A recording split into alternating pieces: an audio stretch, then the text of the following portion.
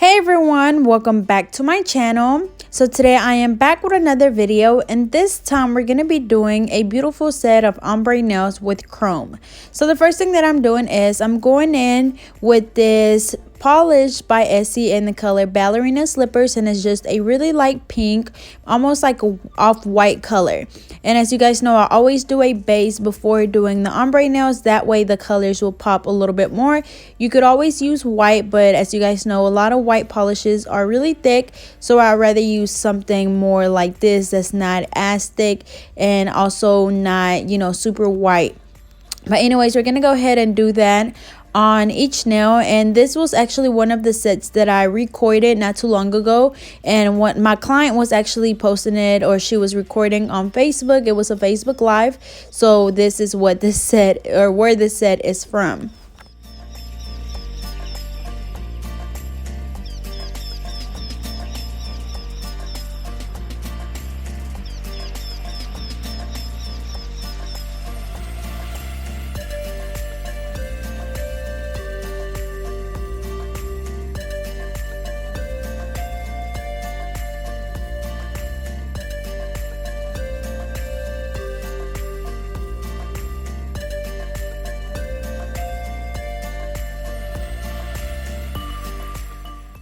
Alrighty, so after I've done one coat of that Ballerina Slippers on each hand, I'm going to go in with the colors for the ombre. So I'm using NY Islander, which is the orange, Fuchsia Touch, which is the pink, Lemon Juice, which is this yellow, neon yellow, whatever you want to call it, and then this teal color, which is by LA Colors, I believe.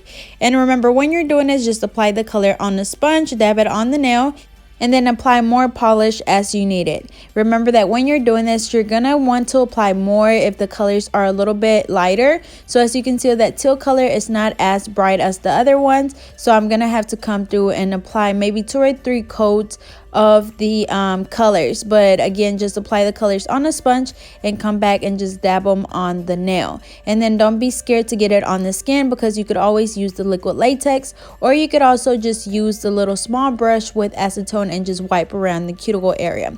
But we're gonna go ahead and do this on all of the nails. Remember, this is regular nail polish that I'm using, and we're just dabbing the colors on the nail. And as always, I'm using my makeup wedge sponges from Dollar General. I've tried the ones from Walmart and Dollar Tree, and I feel like they're a lot more like stiff. They're pretty stiff, so I like these from Dollar General. They come in a pink package, and I believe it's like the Dollar General brand, so those are the ones that I use and recommend as well. So we're gonna go ahead and finish all of the nails. Remember, as you can see, the colors are getting lighter and lighter as I go, so make sure you come back and apply more polish.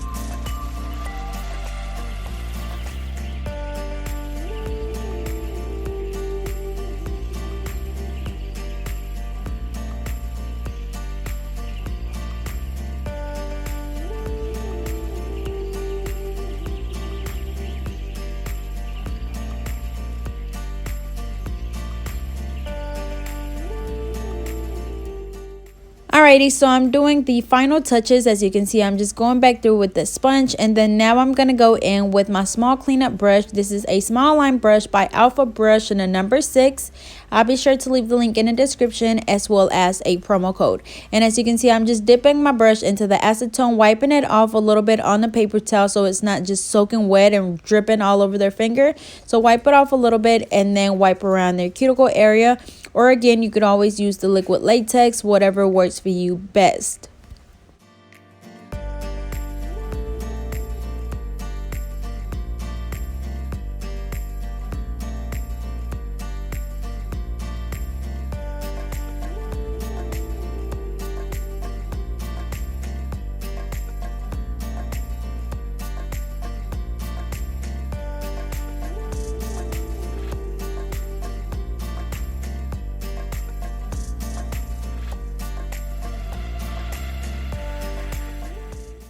Alrighty, so once we're done wiping that hand, we're going to go ahead and do the same thing on the other hand. So again, we're just applying the polish on the sponge. Once we have all of the colors on there, we're going to start dabbing them on the fingers. And y'all, let me say that color that I did as a base is so freaking pretty.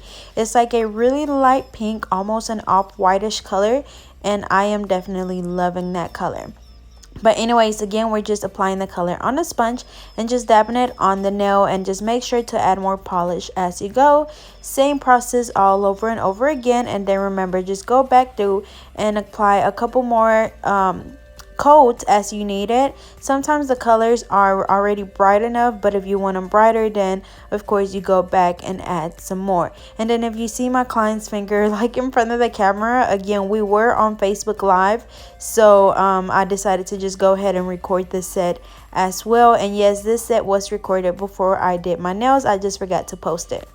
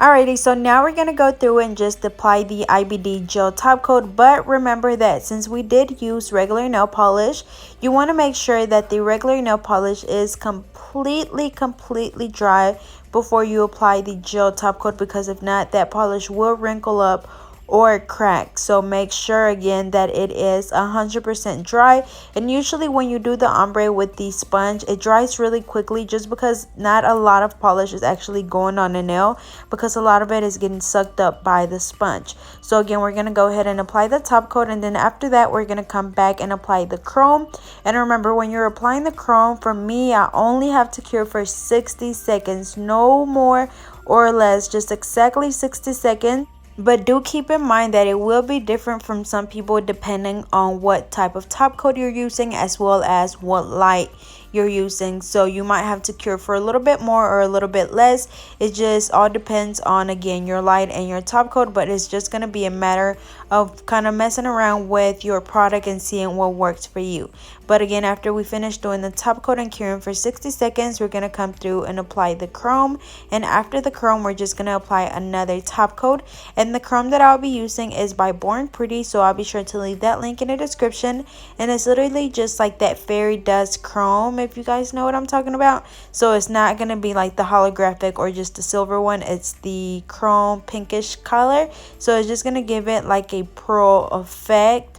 Honestly, it wasn't my favorite set, but she really liked it.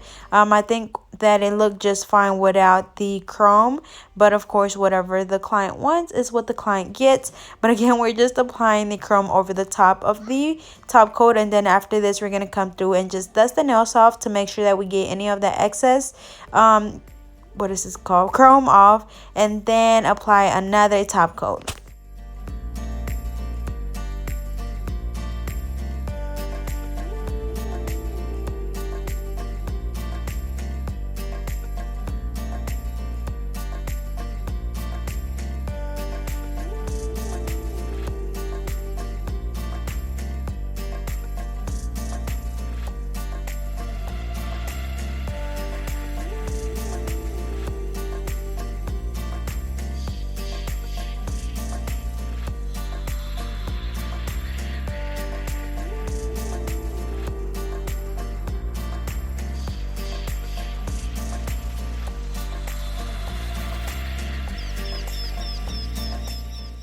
So same thing on the other hand, and the little sponge that I'm using is literally just a makeup wedge sponge, the same ones that I use for the ombre.